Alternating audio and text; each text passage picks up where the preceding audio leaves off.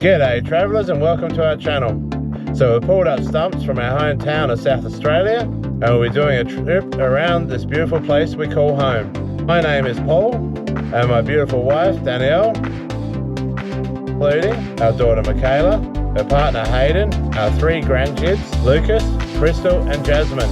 So escape the ordinary as we travel around this beautiful place we call home.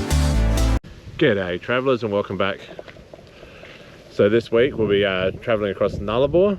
We're currently in preparation mode at the moment. We're at Ceduna Caravan Park. We're staying here just for the one night as we get prepared. So we're doing a couple of cooked meals, making up some salad stuff, and just generally making sure everything's in check for when we do travel across. So escape the ordinary this week and follow along as we do the big trip across Nullarbor. So one thing we quite quickly learnt about going over to Nullarbor and going across the WA is that they don't allow a lot of fruit and veg and bits and pieces over the border. So to keep our vitamins up, I'm going to get some carrots. I've got some baby ones here and I'm going to julienne them and I'm going to pickle them. So it'll be nice and fresh when we do travel over there and we'll still be able to use them. Same as with the capsicum, I'm going to do the same with that. I'm going to julienne it and throw it in some pickling brine. And then we've gone out and we've stocked up. So we've got baby peas of corn and carrot. And I can't remember where we found it, but potatoes in a can. So we'll have to give them a crack, see what they're like, and we'll let you know what they're actually like when we get there. So I've just done a rough julienne of the carrots now. I'll go to the container and get that all prepped ready for the vinegar and the sugar to go into it. So we managed to find a bit of a rainbow assortment of capsicums, so we've done that. There's a carrot in the container. So I'll put this capsicum in the container as well, and then we'll make up the brine. So my little helper here, Miss Crystal, we've managed to get all our carrots and capsicum in there, so there's a little bit of a rainbow in the capsicum. And the carrots will be nice and good for when they're getting ready to pickle. So I'll go ahead and now make the pickling juice that we'll put in there, and I'll show you how we do that. So to make your pickling liquid, you need half a cup of sugar. You need about 3/4 cup of, it says rice wine vinegar, but I use apple cider vinegar. And about 1.5 cups of boiling hot water. So I'll go ahead and mix them now and put them into the container. So I put all the liquid in and the sugar into the little container. It's got a lid on it. Give it a good shake up, get that sugar to dissolve a fair bit, and then I'll go ahead and pour it into the carrot and the capsicum. So these are all prepped and ready to go. It takes about 4 or 5 hours for them to actually be pickled, and then they're good for about 2 or 3 weeks. So enjoy. So we got everything prepped last night. We made a big batch of spaghetti bolognese for lunch or dinner today. The caravan's all topped up, water's battery, everything's done. So it's nearly 9 o'clock on, what are we, Thursday today? For Thursday the 13th, so we're going to be heading off now. Next stop is on the Nullarbor. So our first stop is at Penong, at the windmill farm. I got a swing that pumps water. So we're just stopping at the swing, and Lucas is going to see if he can swing enough to pump some water. Oh, he's getting it pumping.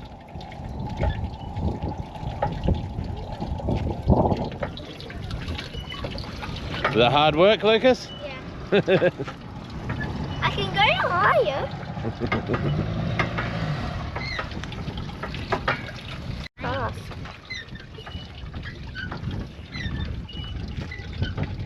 You will go very high, and I'm telling you now.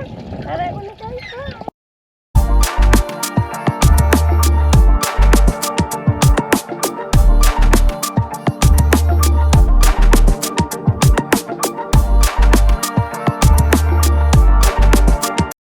There's Australia's biggest windmill.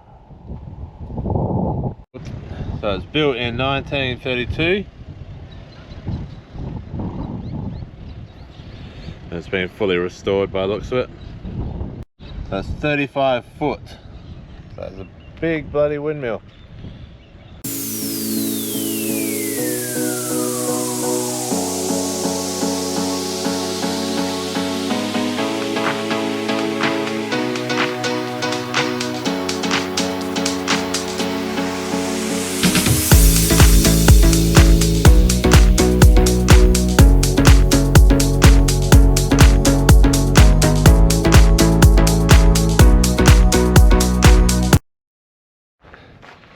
So we just come down to Fowler's Bay. It's partly bitumised, then dirt road to get in here. So if you come down to Fowler's Bay during 1st of May to the 30th of September, you may have the chance to see some whales in the area.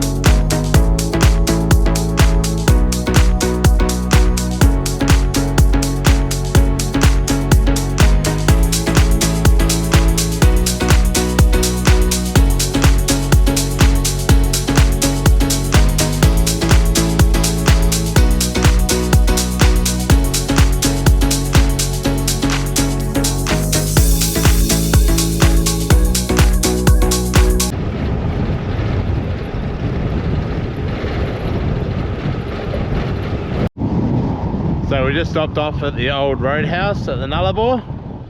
Just going to have a look around here and see what there is. The new roadhouse is right next door. We're contemplating whether we stay here or back at the free camp at the start of the Bight.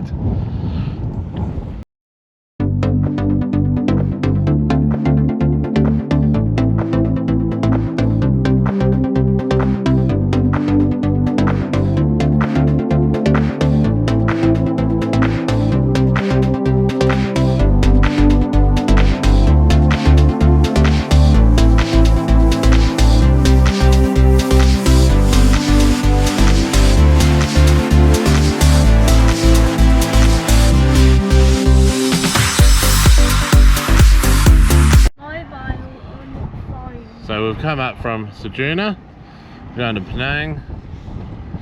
We've stopped off at Fowler's Bay, which was a lot of dirt roads to get in there, so if you don't like corrugated roads, probably best to stay away from that area. And then we've driven up. We're up at the roadhouse at the moment. We're contemplating whether we stay here or if we come back to the head of the Bight. That was a free camp just before the entrance to the park, so we'll have a look, discuss it and see where we end up.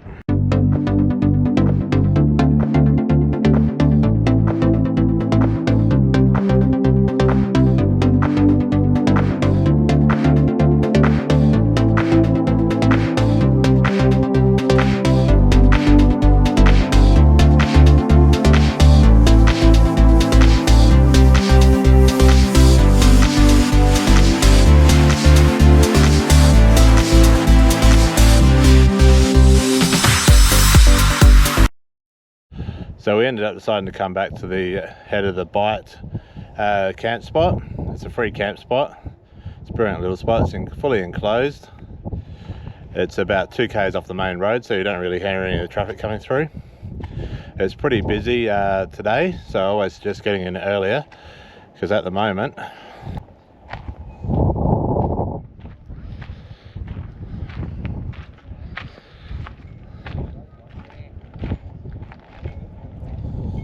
it's pretty busy. So I'll be staying here just for one night and then we'll be heading off.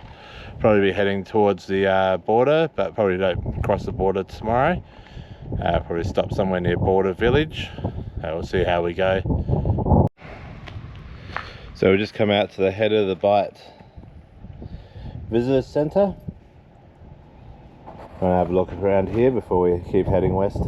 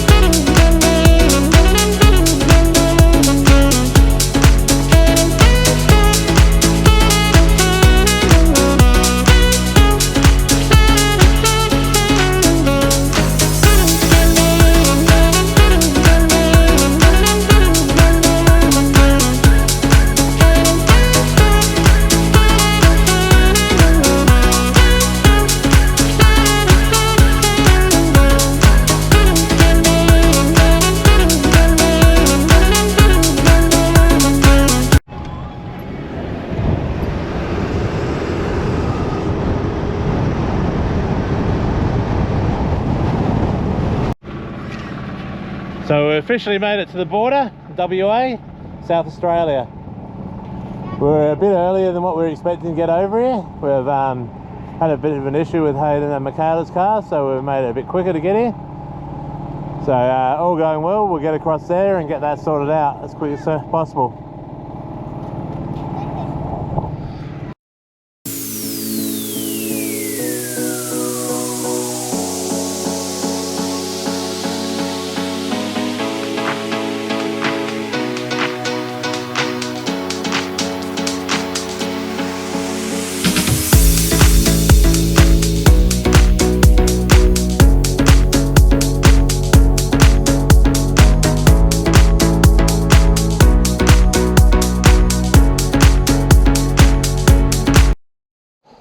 So after a very long drive today, we've ended up at Cocklebiddy. We're in a free camp just on the left hand side just before you get into there, westbound. We're camping up here for the night before we head on.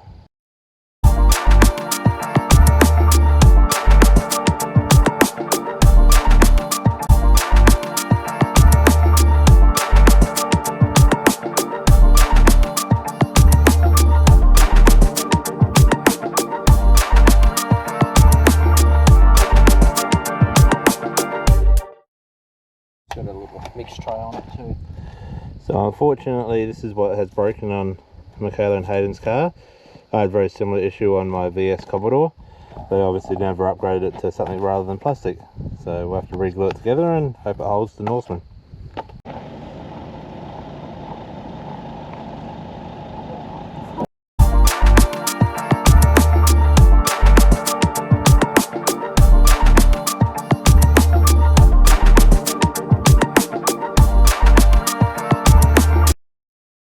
So after a lot of driving, we've finally made it to Norseman.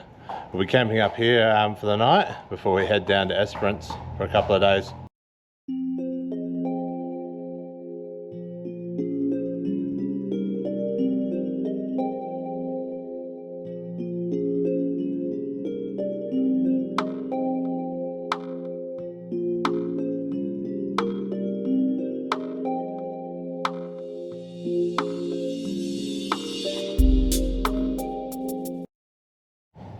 So we left Cocklebiddy yesterday. We've driven all the way Baldonia, Fraser Ridge, and all the way down to here, which is Norseman.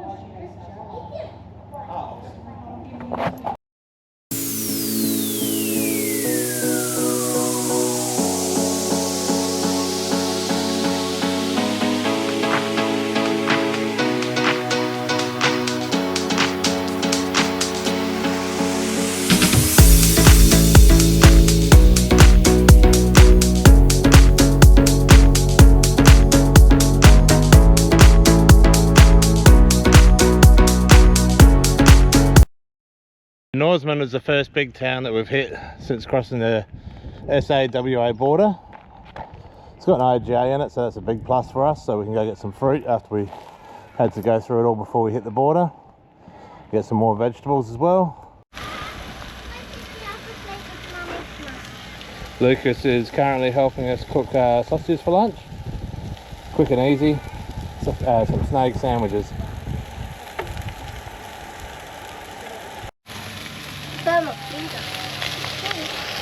So we ended up picking up a nice little free camp along the way to Esperance.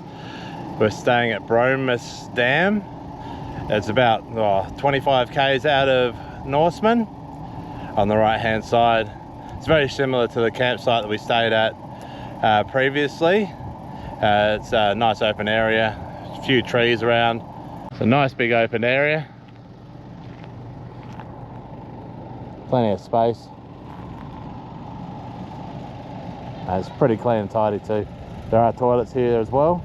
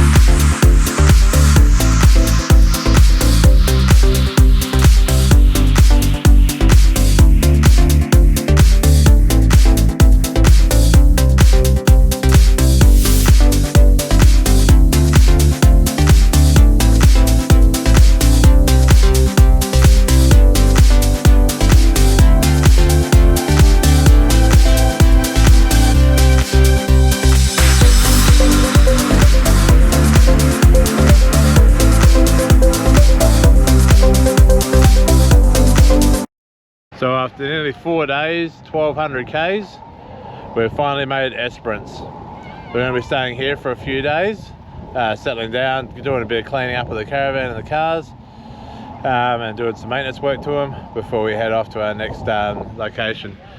So I'll show you around Esperance itself, the actual town, the next few days. So Esperance was founded in 1893 after they discovered gold in the eastern goldfields. So seemingly overnight, this little town started to flourish.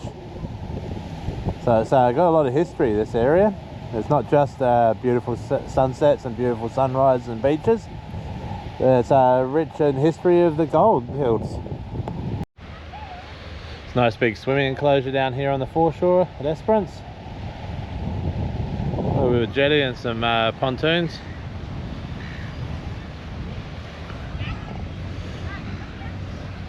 Looks like there's pretty busy with the shipping industry still out here.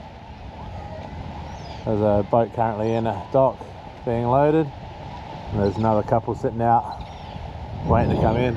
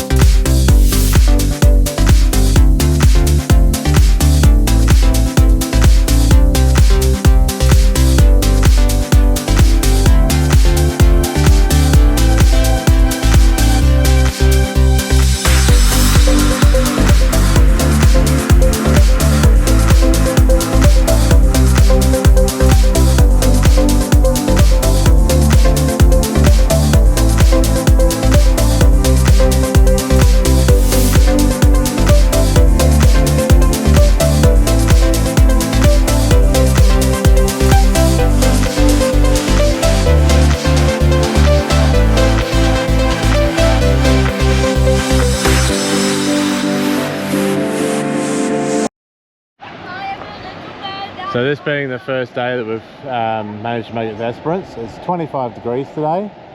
It's nice and cool and overcast. We're just doing a bit of a drive around to all the different spots that we can see. And we just come across this beach. It's West Beach. It does have a sign up here stating that there are a few rips. But it still looks very nice out here.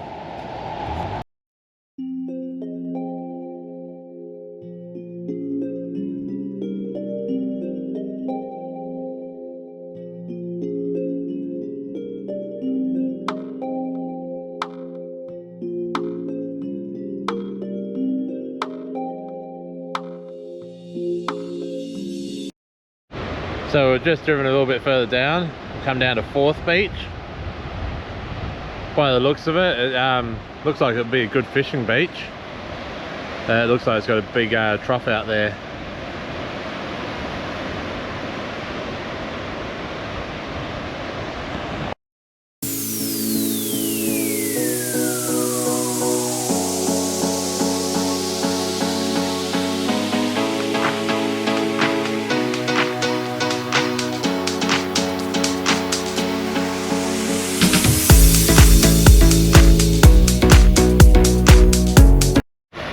So the last stop is at Twilight Beach.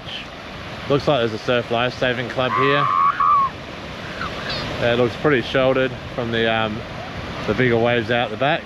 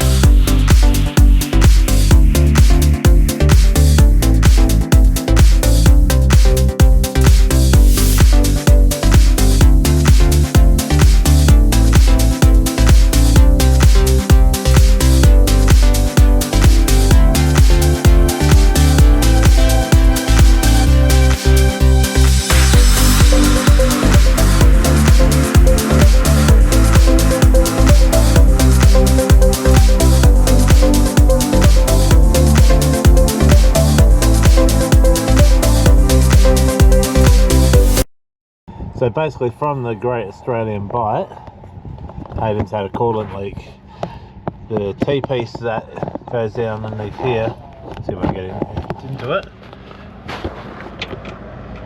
That little T-piece there managed to split. We managed to epoxy glue it together with some super glue and epoxy, araldite. And it's managed to hold on for another just over 1,000 Ks. So we managed to get to Esperance, and no sooner did we get to Esperance, it decided to fail. So lucky enough, Super Cheap was open. We were able to get a copper fitting, a few hose clamps, and Bob's your uncle. It's all fixed up, and happy days. So after completing the Nullarbor, it's something I suggest to everyone to do once in their lifetime. It's a very eye-opening experience. It's very vast, always changing. There's lots of lovely people to talk to along there, and a real great experience. We're able to do it all free camp. Just pick and choose your spots. If it doesn't look right, don't stay there. But yeah, all in all, just make sure you pick somewhere that's got a few people around, and you'll have a blast. So we'll be finishing up for this episode now, and escape the ordinary next week as we discover Esperance and the surrounding areas.